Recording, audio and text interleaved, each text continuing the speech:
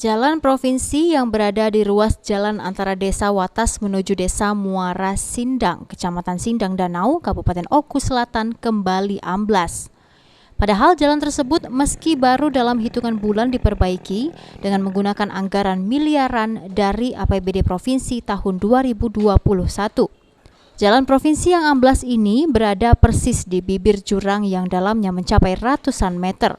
Untuk menghindari timbulnya kecelakaan, lokasi jalan amblas dipasang tali pembatas. Amblasnya jalan tersebut tentu sangat disayangkan oleh warga dan juga pengguna jalan. Nah, di sini mau keringkih jalan ini. Oh itu, ini kan baru dibangun Pak? Oh, baru dibangun, ini nala.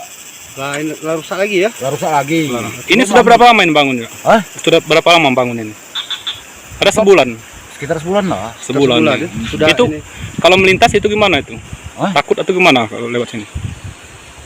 Takut tak lewat sini maksudnya? Takut masuk jurang ya? Takut masuk jurang. Oh, itu. Takut tergerus ya? Oh, kan jalan ini sebenarnya ini nih kan ini kan lemah ngambil di sini. Dahat kaki jalan, jangan ngikut sini nih, kan ini jurang. Ini kira-kira di Sprewisan ke sini kan. Mana mau tembakan ke sini sebelah, pisan guling. Gue masuk ke jurang bawah sana ya? Bahaya Pak ya? Bahaya ya? Bahaya. Warga yang melintas di jalan ini diharapkan untuk berhati-hati, apalagi kondisi hujan seperti saat ini di mana sepanjang jalan berpotensi terjadinya longsor. Ari Pranika, PAL TV.